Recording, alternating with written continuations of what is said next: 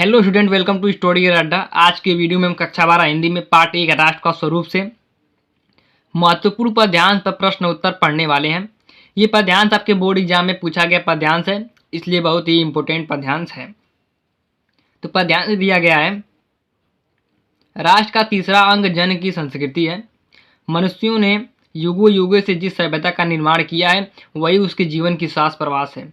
बिना संस्कृति के जन की कल्पना कबंध मात्र है। संस्कृति ही जन का मस्तिष्क है। संस्कृति के विकास और अभ्युदय के द्वारा ही राष्ट्र की वृद्धि संभव है। राष्ट्र के समग्र रूप में भूमि और जन के साथ साथ जन की संस्कृति का महत्वपूर्ण स्थान है। यदि भूमि और जन अपनी संस्कृति से विरहित कर दिए जाए तो राष्ट्र का लोप समझना चाहिए। जीवन के बीटअप का पुष्प संस्कृति है।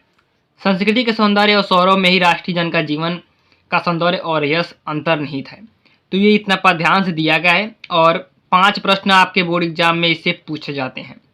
जो पहला प्रश्न होता है वो होता है कि उपयुक्त गद्यांश के पाठ और लेखक का नाम लिखना होता है।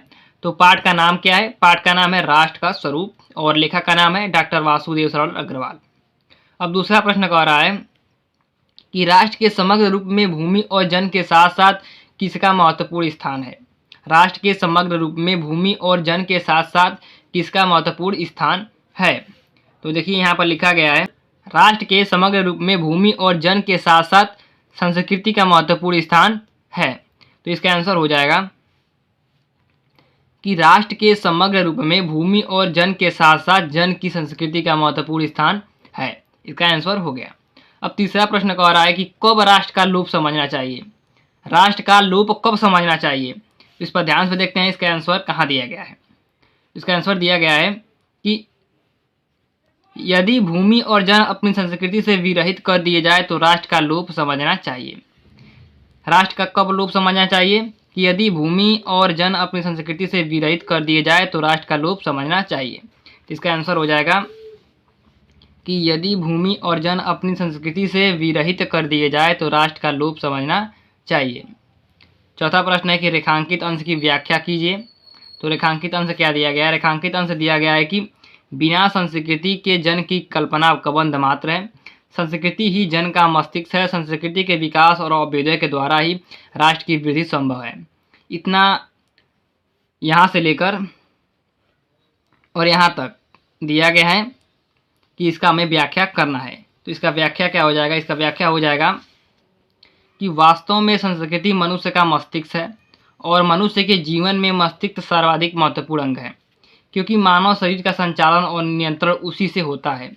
जिस प्रकार से मस्तिष्क से रहित धड़ को व्यक्ति नहीं कहा जा सकता, जिस प्रकार मस्तिष्क से रहित धड़ को व्यक्ति नहीं कहा जा सकता, अर्थात मस्तिष्क के बिना मनुष्य की कल्पना नहीं की जा सकती, उसी प्रकार संस्कृति के बिना भी मानव जीवन की कल्पना नहीं किया जा सकता है।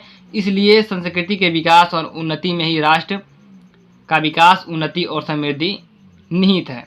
अब 5वां प्रश्न है कि राष्ट्र की वृद्धि कैसे संभव है? तो इसका आंसर पर ध्यान से देखते हैं। तो यहाँ दिया गया है कि संस्कृति के विकास और अभ्युदय के द्वारा ही राष्ट्र की वृद्धि संभव है। इसका आंसर हो गया